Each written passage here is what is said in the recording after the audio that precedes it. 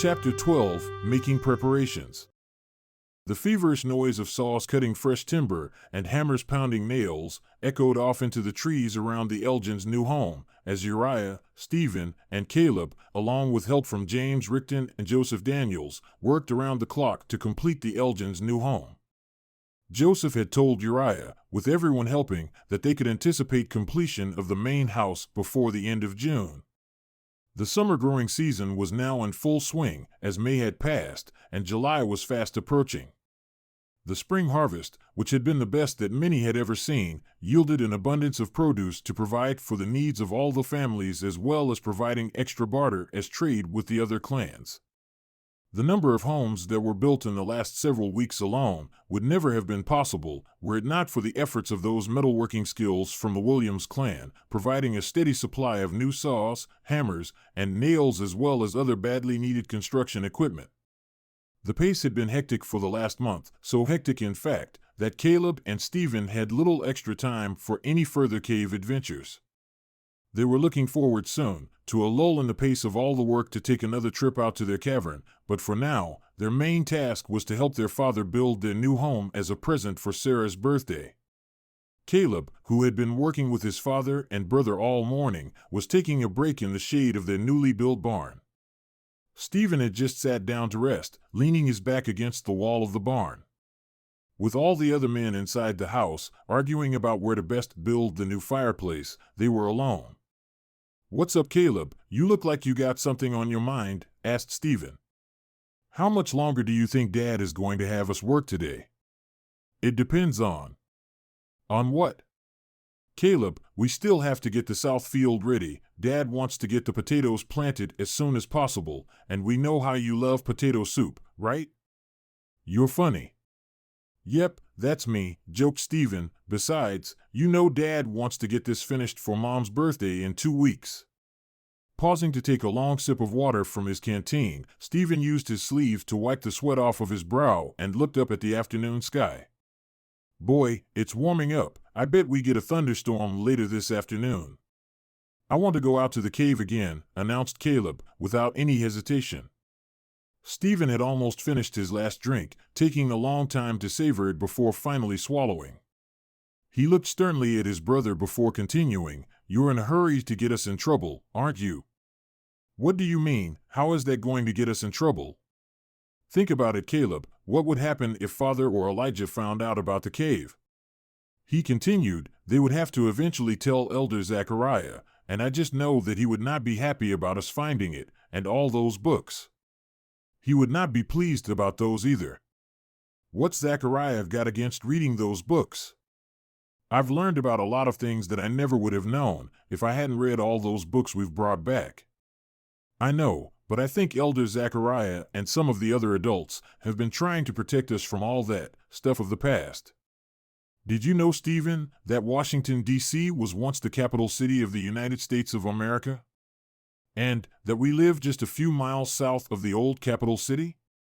"Yes, I was also in Mrs. Daniels' history class. Caleb, we learned the same stories of the old country as you did.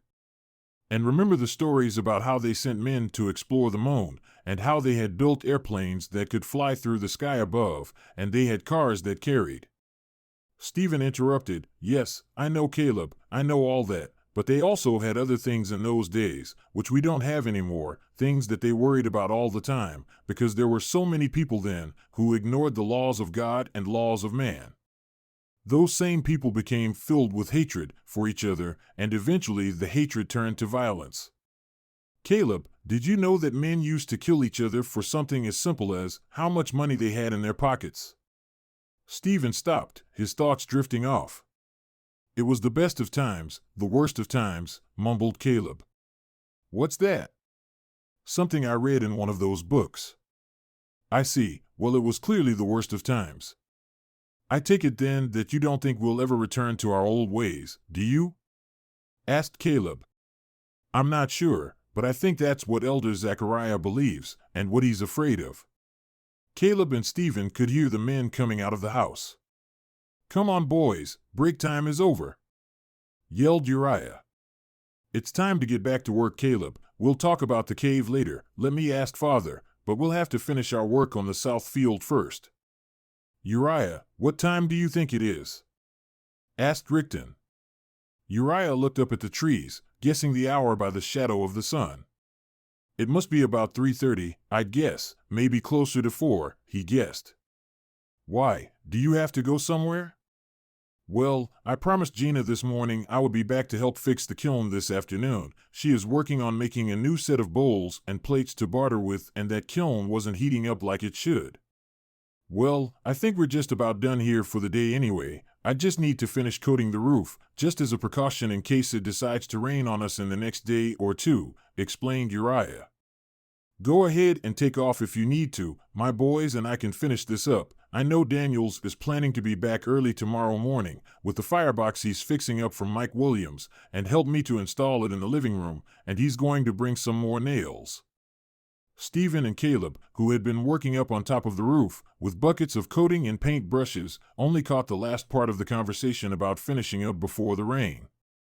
Stephen paused and looked up at the sky, noticing that several dark clouds had started building up around them, and the air had that certain sticky, hazy feeling to it that it usually had right before a thunderstorm. Caleb was just about to ask his father a question when suddenly he looked and saw 2 men and an older boy about the age of Stephen riding on horseback, rapidly approaching the house along the outer trail. Uriah and James also heard the riders and turned around from their vantage point on the roof to see who the unexpected visitors were.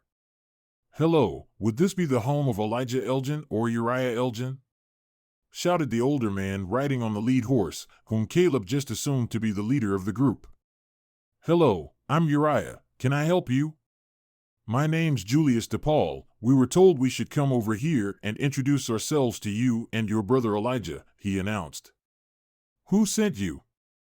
"Joseph Daniels, the one who lives just a few houses up the trail. We're from the Argus clan. We're settled in a few miles north of you folks."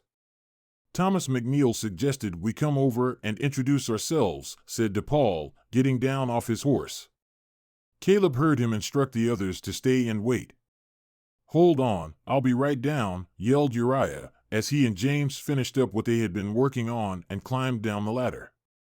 Uriah wiped his hands off with an old rag that was dangling out of his back pocket.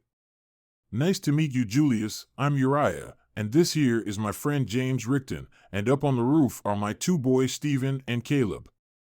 "My apologies," continued Uriah, as he finished wiping the extra roof coating from his hands. "We've been sealing our new roof," he explained, as 3 men shook hands. "That's okay, I understand." "Nice to meet you. This is my brother-in-law, George Argus, and his son Richard.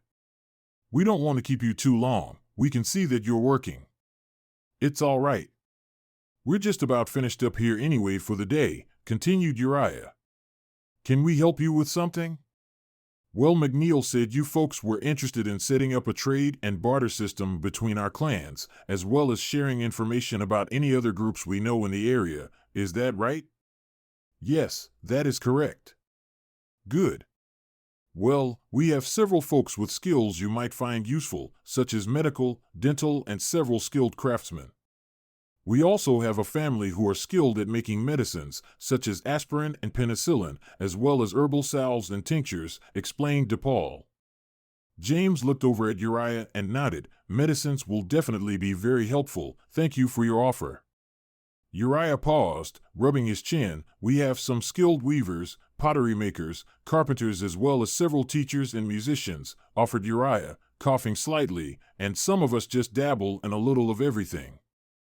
Everyone laughed. "I know what you mean," admitted DePaul.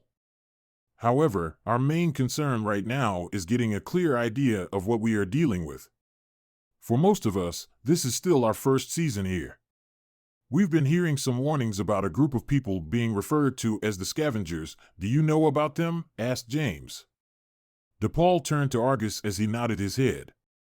"We haven't had any dealings with them, but south of here there are some small groups of settlers who have told us about seeing lights and hearing strange sounds at night off in the woods." DePaul paused and motioned to the south. "About a dozen miles from here, so you might want to stay away from there." Caleb and Stephen, who were still lying quietly up on the roof, were straining their ears to catch the conversation in its entirety. Did you hear that, Stephen? Whispered Caleb. Yeah, strange lights and sounds. Boy, that'd give anybody nightmares. Caleb glared at Stephen. He realized most people had a hard time understanding the dreams and visions that Caleb had, and sharing them with others was something that Caleb didn't make a habit of. Family, however, that was different. Caleb often wished that his father and brother would at least try to show him some empathy. He would have to be careful in the future about sharing too much with others, except for his mother Sarah, about the content of his visions, which seemed to be increasing in both frequency and clarity lately. You have been listening to Caleb Elgin, The Rise of the Clans by David E. Farmer. Also available on Amazon Kindle. More chapters coming soon. Thank you for listening. Have a great day. Bye-bye.